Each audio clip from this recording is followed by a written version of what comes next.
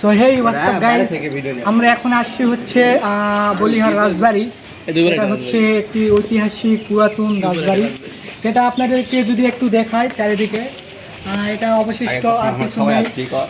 এই যে আমাদের ফ্রেন্ড সার্কেল সবাই আসছে এখানে দেখার জন্য। আমরা সবাই চলে যাচ্ছি অনেকদিন পর। আপনাদেরকে পুরো জায়গাটা ঘুরিয়ে দেখাবো, তো আপনারা দেখতে থাকুন পুরো ভিডিওটা।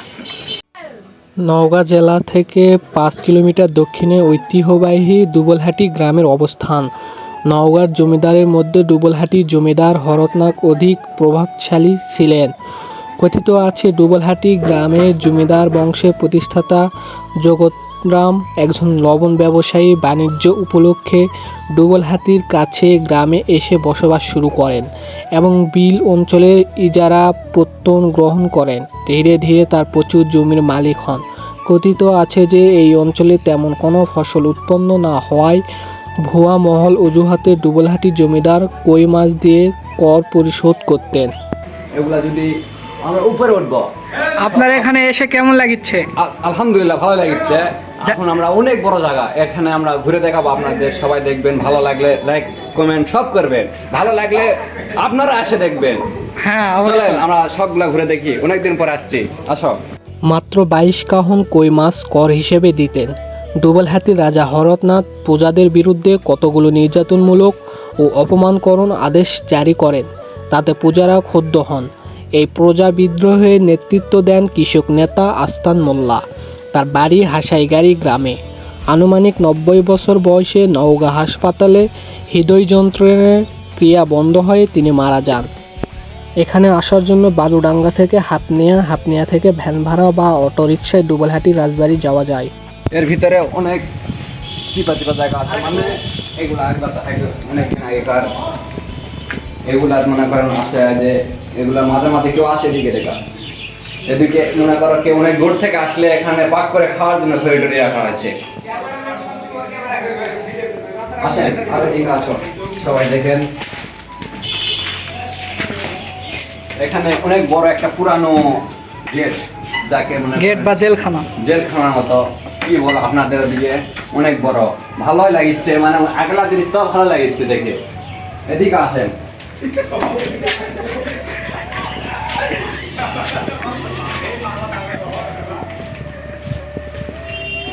এগুলা মনে করো অনেক জায়গায় এরকম আছে, বুঝছেন? এগুলা ঘুরে মনে করে শেষ করা পারবেন না। উপরে যাবো আমরা, উপরে গেলে আরো সুন্দর সুন্দর দেখা যাবে। ভাই এগুলা কি মূলত হচ্ছে মানে গার্লফ্রেন্ড বয়ফ্রেন্ড আকাম করে, তাই না? চিপা চাপা জায়গা, চিপা চাপা অনেক আছে, কিন্তু ওগুলা আকাম টাকাম করা সম্ভব না। মানে ওগুলা করলে তো করা যাবে না, কট দিবে নাকি? কিন্তু এরকম কিছু করার ধান্দা আসা হবে। ভাই এখানে কি গার্লফ্রেন্ড নিয়ে আসা যাবে? আসা যাবে ভাই, এমনি শুধু ঘুরবেন দেখাবেন, এগুলোর জন্য আসা যাবে। উপরে দেখি ছাদে 7 ফুটো, 7 ফুট। এটি মনে করেন এটি ইয়া পরিচল, ওই সময় মনে করেন বোম মারিছিল দিকে পরিচল, এই জায়গা মনে করেন নিচে ছিল, এখন মাটিতে এখন বর্তমানে ইয়া আছে। আরো জায়গা আছে, দেখাবো, আসেন। সো গাইজ, এটা হচ্ছে একটি পুরাতন ঐতিহাসিক স্থান, যেখানে বিভিন্ন দূর দূরান্ত থেকে পর্যটকরা ঘুরতে আসেন। সো এটা এখন প্রায় ধ্বংসর পথে, সব কিছু খুলে খুলে পড়ে গিয়েছে। 1973 সালে চিরস্থায়ী বন্দোবস্ত এর সময়ে শিবনাথের পুত্র কৃষ্ণনাথ ডুবলহাটির জমিদার ছিলেন। ডুবলহাটি জমিদারের মধ্যে হরনাথ রায় চৌধুরী তার বিভিন্ন জনহিতকর কাজের জন্য বিখ্যাত হয়ে আছেন। তিনি তার জমিদারির আয়তন বৃদ্ধি করে রাজশাহী, বগুড়া, দিনাজপুর, ফরিদপুর ও সিলেট জেলার বিস্তৃত করেন। প্রাতিষ্ঠানিক শিক্ষায় শিক্ষিত না হলেও শিক্ষার প্রতি তার গভীর অনুরাগ ছিল। ফলে শিক্ষার ব্যবস্থার ও উন্নয়নের জন্য তিনি প্রচুর অর্থ ব্যয় করেছেন। তিনি 1864 সালে ডুবলহাটিতে একটি অবনৈতিক নিম্ন মাধ্যমিক ইংরেজি স্কুল প্রতিষ্ঠা করেন। আপনারা কি এখন উপরে দেখবেন না নিচে শেষ করবেন? দর্শকদের সবগুলো দেখাবো আস্তে আস্তে। আসেন, এই দিকটা দেখে আসি। এটা অনেকদিন আগের পুরনো, আর তারও আগে, এগুলো বানানোর আগে। ভিতরে যাই দেখি ভিতরে কি কি আছে। তো গাইজ, এখানে মূলত গার্লফ্রেন্ড বয়ফ্রেন্ড যদি নিয়ে আসেন তাইলে মোটামুটি কিছু করতে পারবেন, তবে যদি কট খায় যান তাহলে তো শেষ। তো এটা হচ্ছে গেট, মনে করেন এখানে উপরে ওঠার আরো গেট ছিল কিন্তু ওগুলা এখন বর্তমান বন্ধ আছে।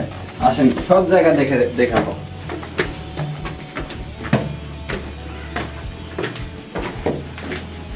তো এটা হচ্ছে সিঁড়ি, আমরা এখন অবশেষে উপরে আসছি। আমরা অনেক দূরে উপরে উঠে গেলাম, আরো উপরে ওঠা যাবে। এখন দেখো এগুলা দেখাও,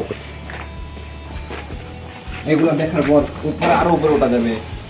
উপরে চলে আসো। এগুলা সব অনেক ভয়ঙ্কর। এদিকে আয়।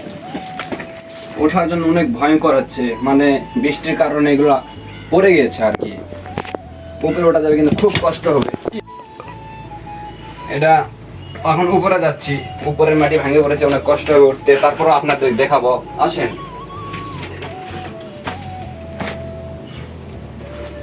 খুবই কষ্টকর।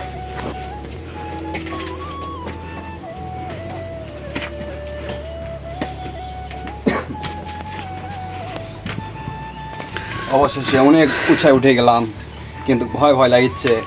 আপনাদেরকে এগুলো দেখাবো, দেখেন সবাই। ওগুলো দেখো, আরো উপরে উঠবো, দেখেন এদিক দিয়ে উঠতে হবে, আরো উপরে আসো, সব দেখাবো আজকে।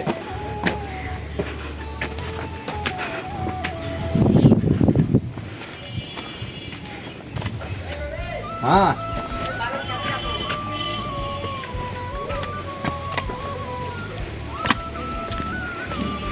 সো গাইজ, আমরা অবশেষে প্রায় অনেক উপরে উঠে গেছি, যেখানে মানুষ আসলে সহজে উঠতে পারে না। মূলত এটা প্রায় অনেকখানি উঁচু, এর উপরে আর হয়তো জায়গা নেই। আর একটা আছে ওই সামনে উপরে, তো ওখানে যাওয়া যায় কিনা আমরা দেখব। তো এগুলো হচ্ছে মূলত ঐতিহাসিক স্থান, যেগুলোকে ভেঙে ভেঙে গিয়েছে। ওই পাশে যাবে আপনার সব।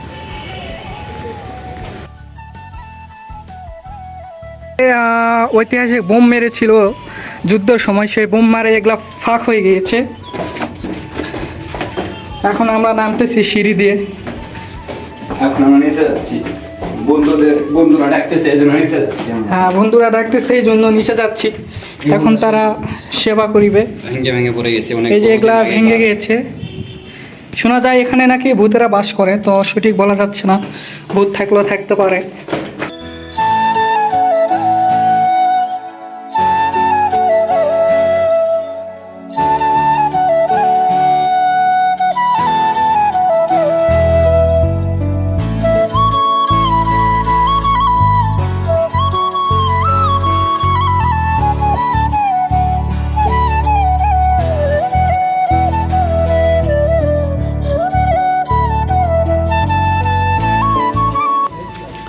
গাইস, আমরা সবাই চলে আসছি, চাইলে আপনারা আসতে পারেন, আমাদের সাথে যোগ হতে পারেন।